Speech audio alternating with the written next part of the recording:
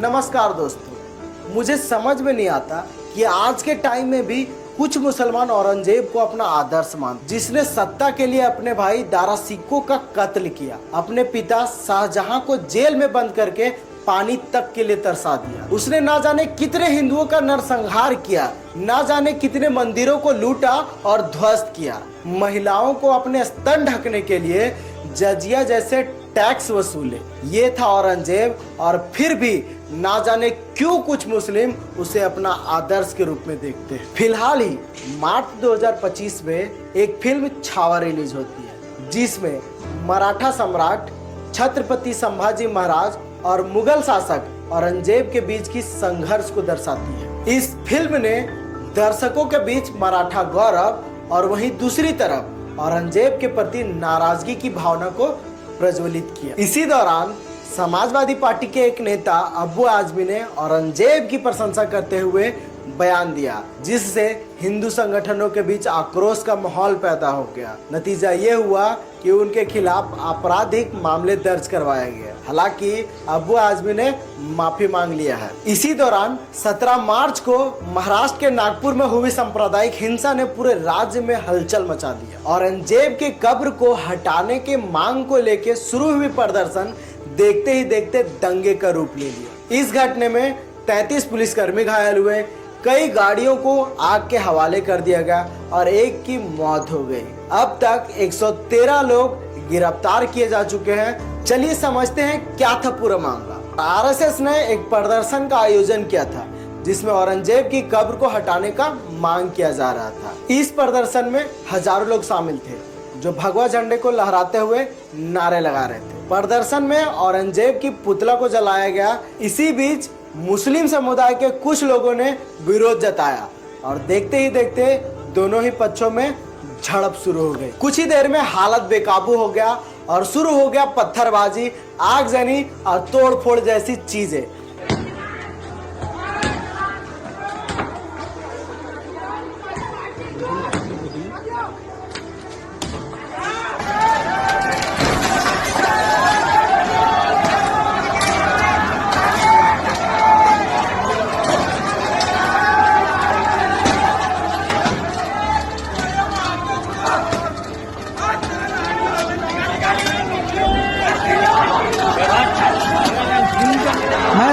पूरा चेहरा आ गया।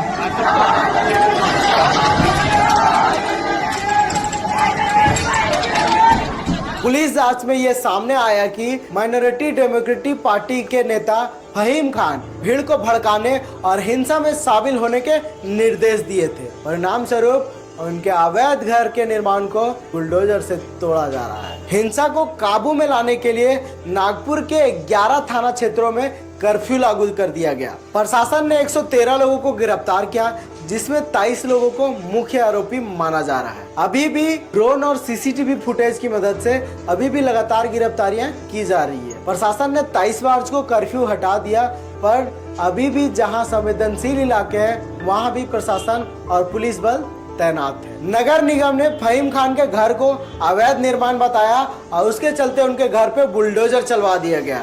इसी के बाद वहां पे राजनीतिक मुद्दा भड़क चुका है। इस हिंसा के बाद महाराष्ट्र की राजनीति एकदम गर्मा सी गई है। महाराष्ट्र के मुख्यमंत्री देवेंद्र फडणवीस ने कहा, हम दंगाइयों को बख्शेंगे नहीं और जो भी इस हिंसा में शामिल है उनसे नुकसान की भरपाई भी की जाएगी।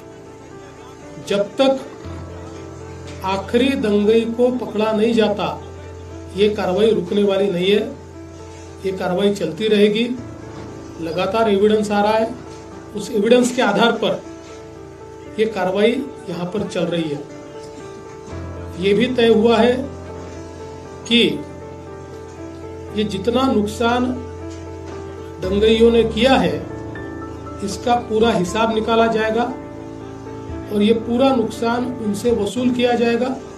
वहीं दूसरी तरफ उद्धव ठाकरे ने सरकार पर एक तरफा कार्रवाई का आरोप लगाते हुए कहा कि सिर्फ मुस्लिम समुदाय पर ही सख्ती बरती जा रही है। अजीत पवार ने कहा, सरकार कानून व्यवस्था संभालने में विफल रही, इसी कारण से वो अब बुलडोजर की राजनीति कर रही है। हिंदू मुस्लिम का हिंसा हो और असुद्दीन अवैसी का बयान न आए, कैसे हो सकता है।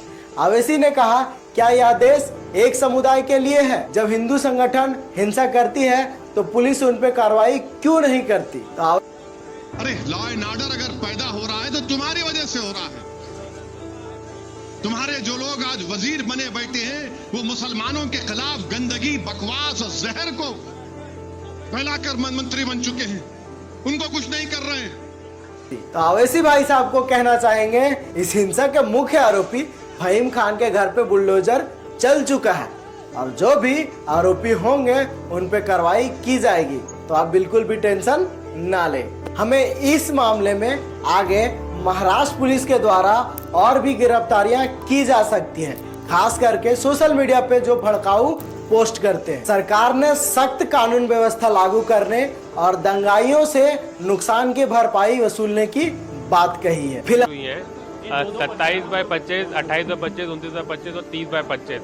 इसमें जो पहली एफआईआर है वो ये है कि जो औरंगजेब के खिलाफ में जो प्रोटेस्ट हुआ था वो प्रोटेस्ट का जो वीडियो बनाकर और उसमें इस प्रकार की टिप्पणी कर कर उसको स्प्रेड किया गया, जिसमें वायलेंस को बढ़ावा दिया गया। उस पर 27/25 ऐसा एफआईआर दाखिल हुआ है। 28/25 जो वायलेंस जो वीडियोस हुए उन वीडियोस को क्लिपिंग बनाकर उसको स्प्रेड किया गया, जिससे कि और फर्दर दो समुदाय के बीच में वायलेंस हो। और तीसरा है 29/25 जिसमें अभद्र प्रकार के पोस्ट किए गए, जिससे फर्दर वायलेंस को प्रमाण दिया गया। और 30/25 में जो वायलेंस की वीडियोस हैं उनको ग्लोरीफाई किया गया।